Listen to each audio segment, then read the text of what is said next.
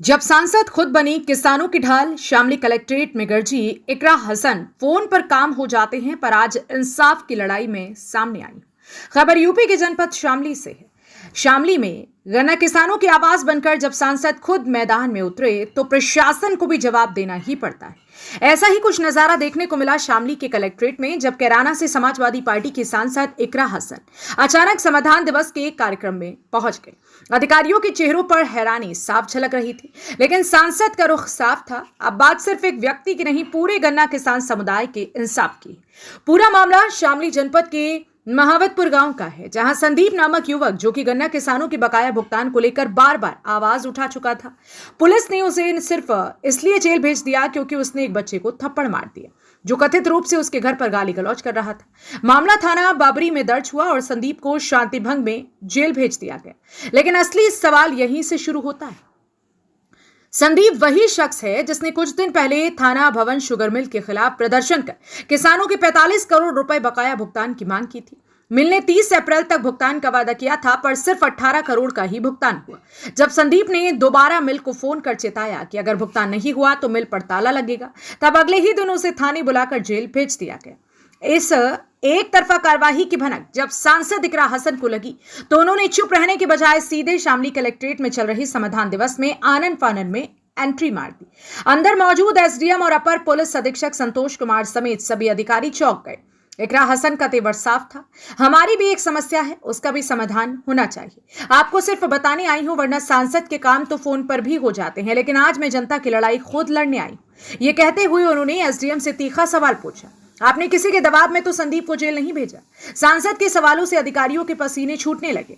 SDM ने जवाब देने की कोशिश की, लेकिन इकरा हसन ने कहकर कटघरे में खड़ा कर दिया, अगर सत्ता पक्ष के दबाव में काम होगा तो आम जनता कहां जाएगी? किसानों की आवाज उठाने वाला अगर जेल जाएगा तो ये लोकतंत्र नहीं, तानाशाही होगी।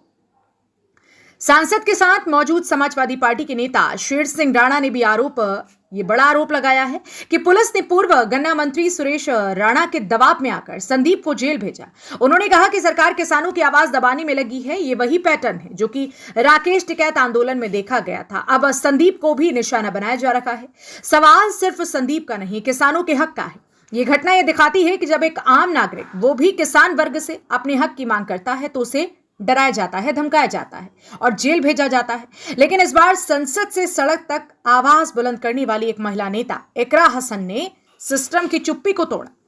कैमरे पर कुछ न कहने वाली सांसद ने प्रशासन को भीतर से झकझोर दिया। भले ही उन्होंने मीडिया के सामने कुछ नहीं कहा, लेकिन उनका संदेश बहुत साफ था। अब किसानों के हक की लड़ाई को संसद से सड़क तक लड़ा जाएगा। आपका इस खबर को लेकर क्या कहना है? अपनी राय हमें कमेंट में जरूर बताएं और ऐसी खबरों के लिए देखते रहें आपका अपना पसंदीदा चैनल सचनामा। हम विपक्ष के इसलिए आए हैं, नहीं हो रहा ना, इसीलिए तो आना पड़ा। हम भी किसी के कार्य में बाधा नहीं डालना चाहते। आप लोग भी करिए, हमें भी आगे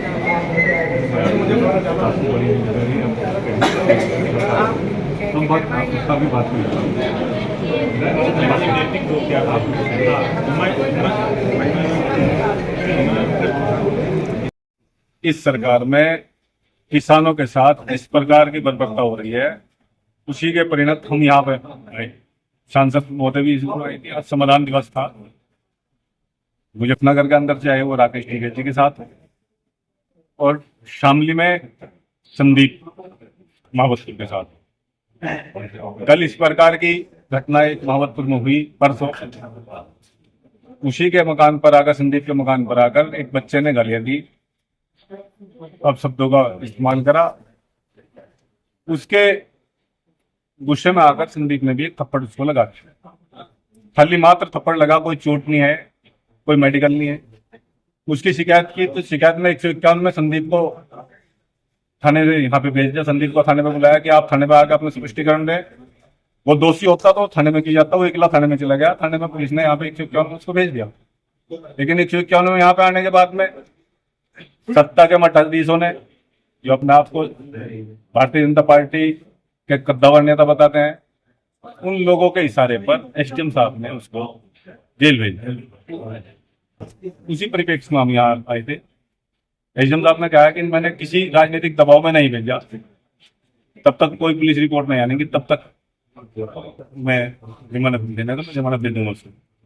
तो सांसद जी बहुत सीधी गलत हाँ, शांता जी इसी उसमें आई थी कि आपने किस तरीके से एक पक्ष आपने किस तरीके से भेज दिया। 151 में जो है तो वो दोनों पक्ष को जाना चाहिए। 151 लगती उस इससे झगड़े की आशंका के उससे दोनों पक्षों को शांति व्यवस्था बनाने के लिए प्रशासन को 151 करनी पड़ती है। लेकिन 151 में जो एसडीएम साहब को जमानत देती नहीं चाहिए थी, एसडीएम साहब ने जेल भेज दिया। सिर्फ एक थप्पड़ गया, एक थप्पड़ के अगर जो उसको जो चार्ज बनता हो तो चार्ज लगाते। तो आपके अधिकारियों से बातचीत हुई? ये संदीप पिछले दिनों जो धरना प्रदर्शन चला उसमें मेन लीड रहा थानाबंद शुगर मिल पर।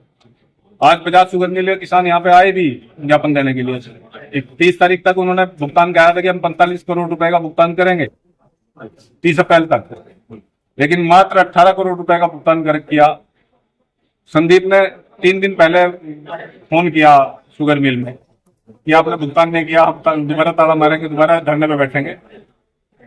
और उसका परिणाम ये हुआ है कि इसको जेल भेज दो। चर्चा ये भी है कोई मंत्री है, मंत्री के इशारे पे काम हुआ है।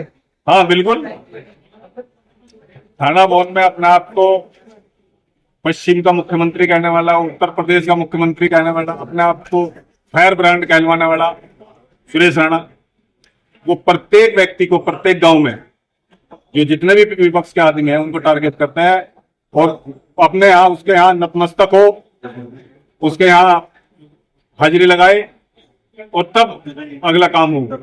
उसी के कहने पर, उसी के इशारे पर ये चल रहा है। मैं आपके चैनल के माध्यम से योगी जी को कहना चाहूंगा, अगर जो इसी प्रकार के गुंडे तत्व इस सत्ता के मठाधीश बने रहेंगे, जिस प्रकार से 22 में विधानसभा के चुनाव में टोटल का टोटल आपकी पार्टी को असेंबली में नकार दिया गया, 2024 के चुनाव में जिस प्रकार से नकार दिया गया कैराना, पश्चिम उत्तर प्रदेश में कैराना हो, चाहे मुजफ्फरनगर हो या सहारनपुर हो, तो आने वाला समय भी आपके लिए सही नहीं होगा।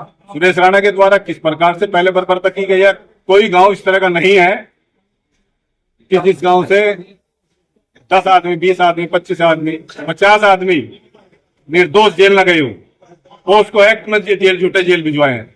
मैंने चुनाव में डांट कर कहा था और आज उसी तरीके से आज चल रहे हैं। आज भी उन्होंने टारगेट कर रखा है, जहां विपक्ष के लोग हैं, चाहे इसकी गलती है या नहीं है, वो जेल में जाना चाहिए। तो अभी धरने पर बैठे, उस धरने को, किसानों के धरने को समाजवादी का धरना बनाने का कोशिश की, वो भी सुरेश राणा की बदौलत की गई थी, लेकिन किसानों का भुगतान था। किसान भारतीय जनता पार्टी के भी हैं। आज 1 महीना पूरा होने के बाद भी कितना भुगतान करा पाए। तो अभी अब आप आए सांसद जी के साथ, पुलिस प्रशासन के अधिकारियों से मिले, तो आपकी समस्या का समाधान हुआ? हाँ, उन्होंने आश्वासन दिया है कि पुलिस रिपोर्ट आने के बाद में हम जमानत दे देंगे।